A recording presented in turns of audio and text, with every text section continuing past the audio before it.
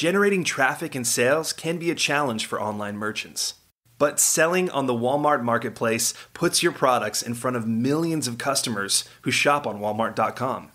And right now, sellers who join Walmart Marketplace can save up to 50% on referral and fulfillment fees for the first 90 days.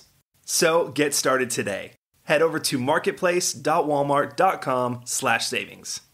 That's marketplace.walmart.com/savings.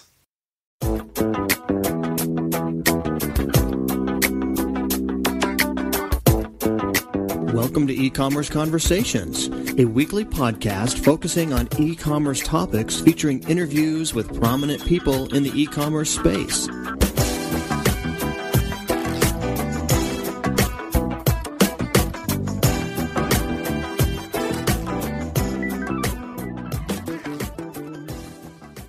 Welcome to E-Commerce Conversations by Practical E-Commerce.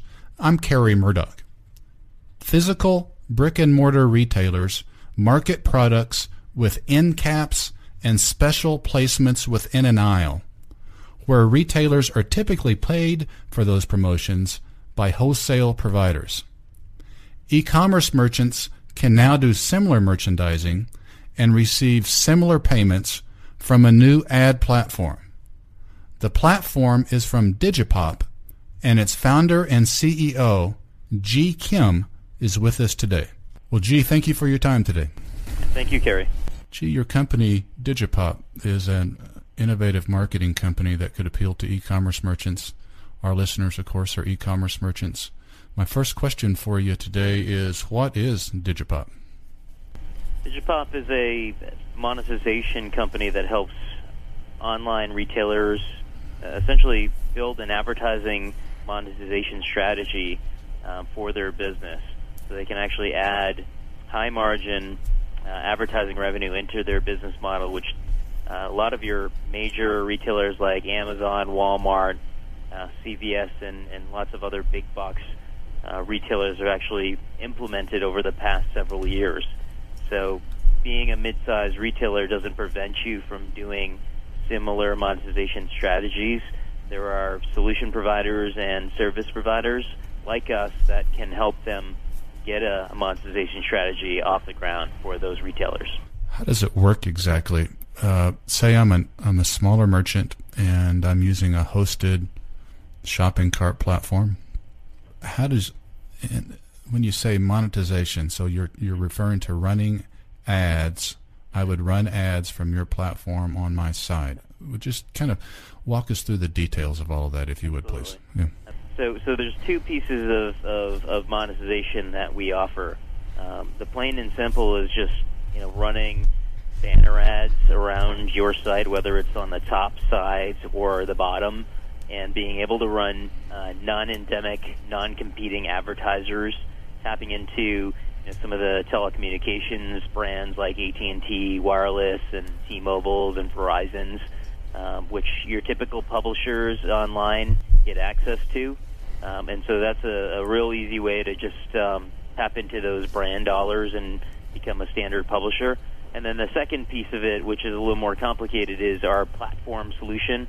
Essentially, that allows any online retailer to take their online store and convert a product placement into a paid product placement.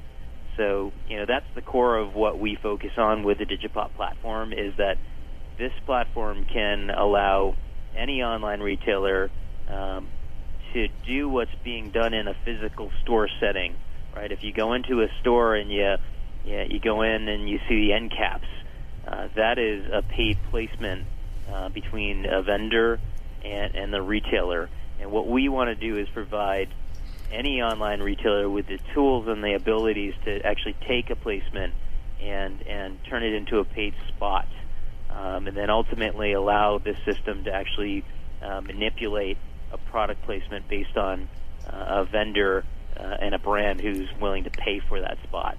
So is that placement from search results? Is it from faceted navigation? Is it all of the above? It is essentially all of the above. So what we have is a platform that allows any of these online retailers to to customize that program. So if they want to run it on a home page, they can create a spot, and we can actually template and create a placement for them using our system, and then they can put all the rules in place. Typically on a home page, they're going to allow any brand to actually promote that product. But then on a deeper, more targeted page, like a search results page or a subcategory page, let's take diapers as an example. If somebody's actually searching for diapers on a retail site, or they're going into the navigation page of diapers, the retailer typically wants to have some relevancy of what's actually showing. So our system can actually customize that spot so that if we're turning a spot on any of those more targeted placements, we can control who has access to push a product into that slot.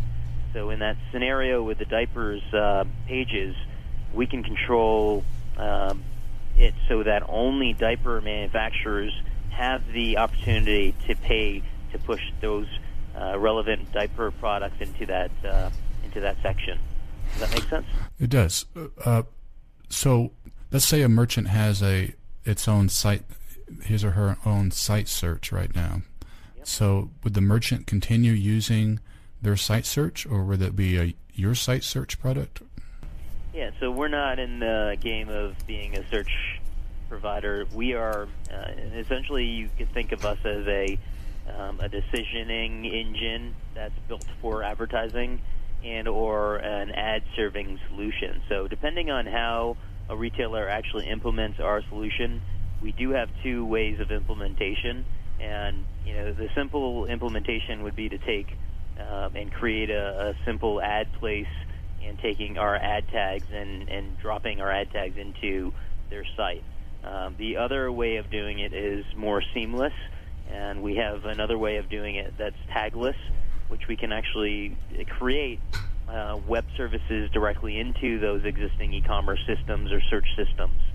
So, what we do is manipulate what is a result on that search results page or on that home page by passing the appropriate product information to the existing e-commerce system or search system based on who's paying for it.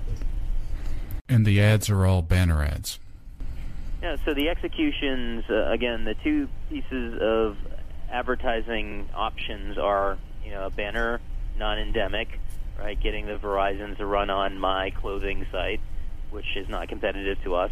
But then the core Dijipop platform, as far as who's running in that spot, that is more of a product placement. So if it's tag integration, what we do is we create a dynamic ad tag that will replicate how the site showcases a product, and our ad for a product ad would look very much similar to like just a standard product listing. And then if they go tagless with the integration, it looks exactly like the site is today with just the product listings. In the latter example that you just cited, not the example of, say, the Verizon, but the latter example, does the merchant come up with the banners and the advertisers? Does the merchant do that, or do you guys do that? So, it's really a collaboration effort at that point. If a retailer states, we definitely want to move ahead, it's all custom. We have the ability to customize any look and feel of a particular spot. So what we will typically do is, while we're setting up and building and strategizing on the types of ad placements that are available to their vendor community, what we'll do is we'll define the spots, and then from there what we will do is we'll customize the look and feel of that product ad or promotional spot. So it typically will be deep collaboration with those merchants, and they probably have a good guideline of what and how that ad will look. What's the destination URL for a banner ad? Is it within a merchant site? Is it like to a product page of the merchant site, or does it send the visitor to another site? So again, there's the two pieces of monetization. the monetization of just using banner ads to get the Verizons to, spend some brand dollars on the site, those are, clicking out to those advertisers and those sites, right? But then the platform play, and typically what I call this is inside the frame, right? So that's within the shelves. That is within a walled garden approach. So what we will do is typically I'm a diapers advertiser or brand. I'm buying my product listing into that spot, and that will actually click back into my product page within that store. So that click will actually stay within the store. And the goal there is really a shopper marketing mentality where we are asking the vendors to influence where they're placing their products so that they have a better chance of getting a higher conversion and getting those consumers to buy their branded products as opposed to others. In the example that you cite there, G, of the diapers, would you expect the diaper manufacturer to pay for that listing? Absolutely. Okay. On a per click, they would pay? Mm-hmm. So, our platform, again, we will customize the placement, and from there, it really depends on what the retailer wants. Do they want to charge the vendor on a cost per click? Do they want to charge them on a CPM, cost per thousand, or do they want to charge them on a flat fee? Is it a weekly spot? Is it a monthly spot? So our system has the ability to customize based on the rate types as well, and that flexibility is available to each retailer. In the example of the visitor stays on the merchant's site, the diaper example that we're discussing here, what do you see? Is there a range of click-through prices that you see for what a merchant could make there? It really depends on the retailer and the merchants. We're doing custom modeling for lots of the retailers that we talked to today, and I would say that if you're a leading retailer, it's going to vary. It's going to vary based on the number of pages, the number of visitors you get to your site, and then the amount of dollars that you will charge to your vendor community. So that range is definitely going to vary site by site, depending on all of those data sets. What's a low and high price that you've seen? What's the lowest you've seen and the highest you've seen on your platform in that scenario? We've seen things, and we're pretty early. We don't have a dozen retailers using the system, but we've seen things like as high as double-digit CPMs to click-through rates of 5%. So there's different types of metrics that we do see, and then a lot of other advertisers or retailers actually are going to price it on a flat fee.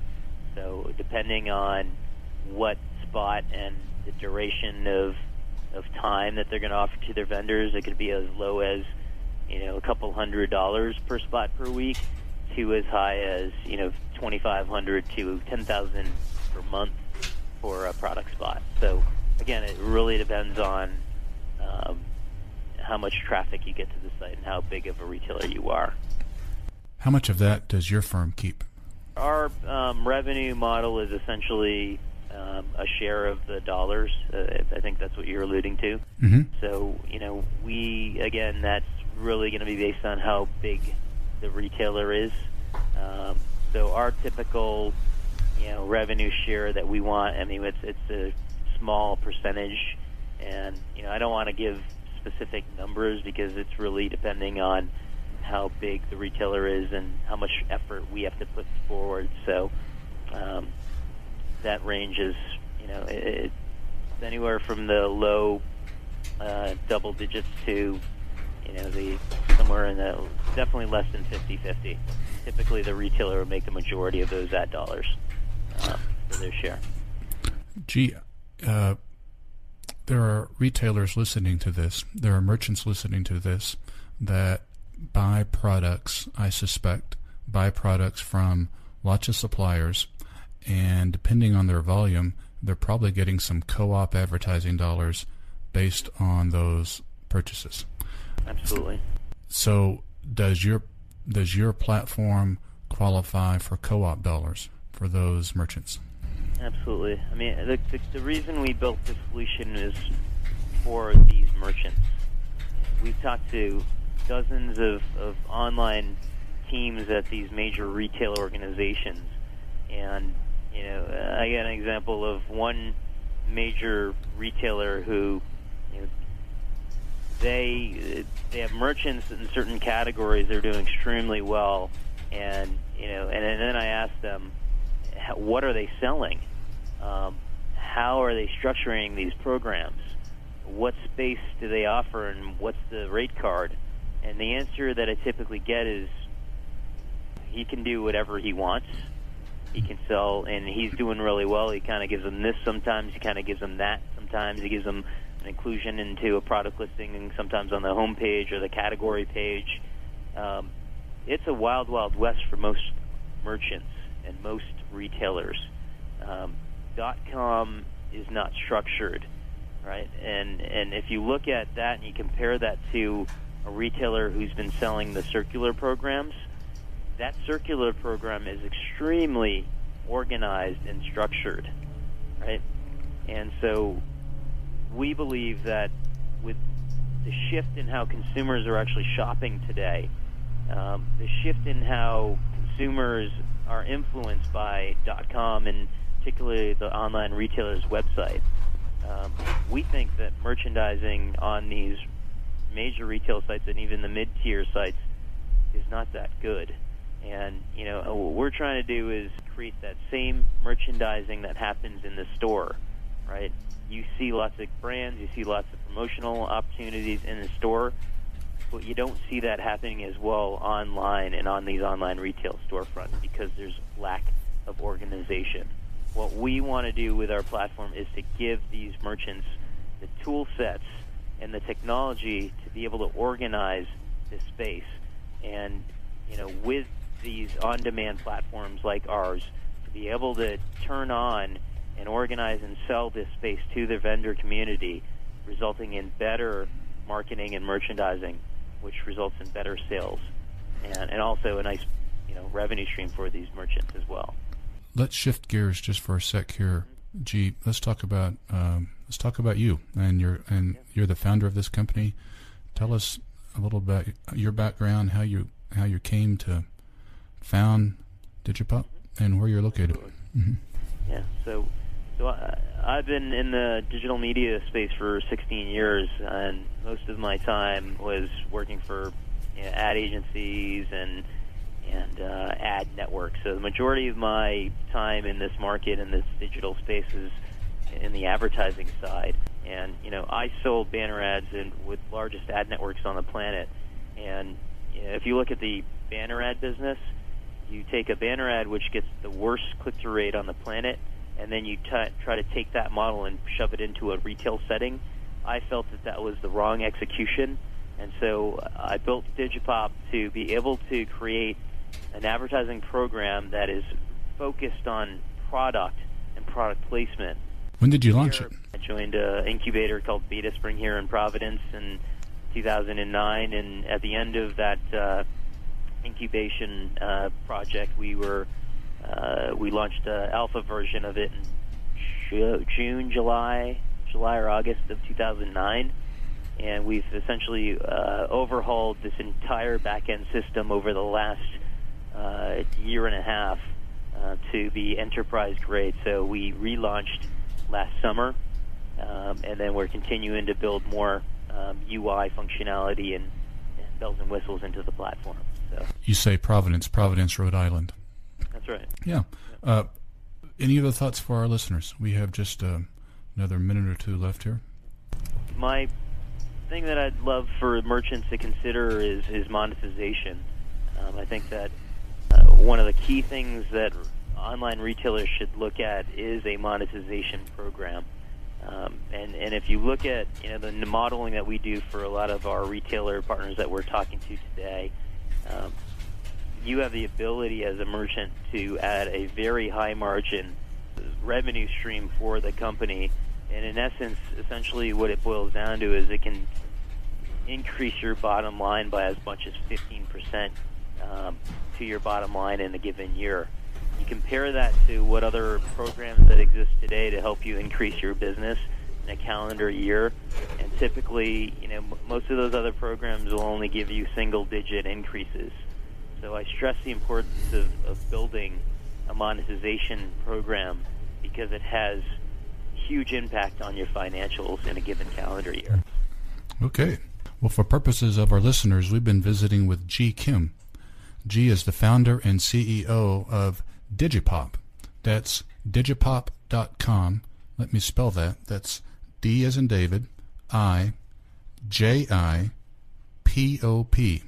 Dijipop.com. It's an innovative marketing program to monetize visitors and direct visitors on a website to desired product pages. And Ji Kim, the founder and CEO of Dijipop, we want to thank you for your time today, sir. Thank you, Kerry. Appreciate the opportunity.